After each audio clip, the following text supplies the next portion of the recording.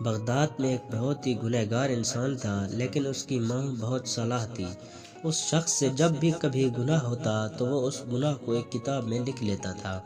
ایک رات کا ذکر ہے جب وہ اپنے دن کے تمام گناہ کتاب میں لکھ رہا تھا کہ دروازے پر دستک ہوئی۔ نکل کر باہر دیکھا تو نہایت ایک خوبصورت، حسین و جمیل ماں جبین لڑکی کھڑی تھی۔ اس نے اس لڑکی سے پوچھا کیا چاہیے؟ اس لڑکی نے جواب دیا، میرے پاس یتیم بچے ہیں، 3 دن سے بھوکے ہیں، کچھ بھی کھانے کو میسر نہیں۔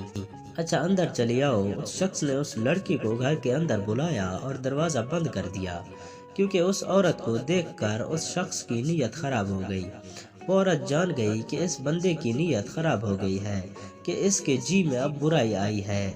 اس شخص نے اس عورت کو زبردستی اپنے طرف کھینچا تو اس نے زور سے کہا، اے مصیبتوں کو دور کرنے والے، مجھے اس انسان سے بچا، اور اے اپنی مرنے کو بھول جانے والے انسان، مجھے تو تم موت سے غافل نظر آتا ہے کہ تم نے اس سے کوئی سبق حاصل نہیں کیا کہ تم سے بہتر اور طاقتور لوگوں کو موت کھا گئی۔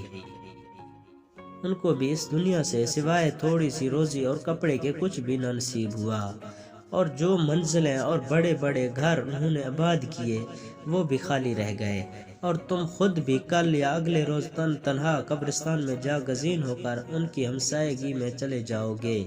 اے میرے پروردگار، میری فریاد کو سن اور اس انسان سے مجھے بچا۔ اس شخص نے جب یہ فریاد سنی تو بہت رویا اور اس عورت کو چھوڑ دیا۔ اس شخص نے اس عورت کو کھانے کی چیزیں دیں اور کہا، یہ اپنے بچوں کو کھلاؤ، میں بہت گنہگار انسان ہوں، اپنے بچوں سے کہنا کہ اللہ سے میرے لیے دعا کریں کہ میرے گناہ معاف کر دیں، اور جو گناہ میں اپنی کتاب میں لکھتا رہا وہ گناہ معاف ہونے کے بعد مٹ جائیں۔ اس عورت نے جاتے ہوئے اس شخص کو بہت دعائیں دی۔ جب وہ عورت چلی گئی تو بندے نے اپنی کتاب میں لکھا، میں نے ایک عورت سے آج زنا کرنا چاہا۔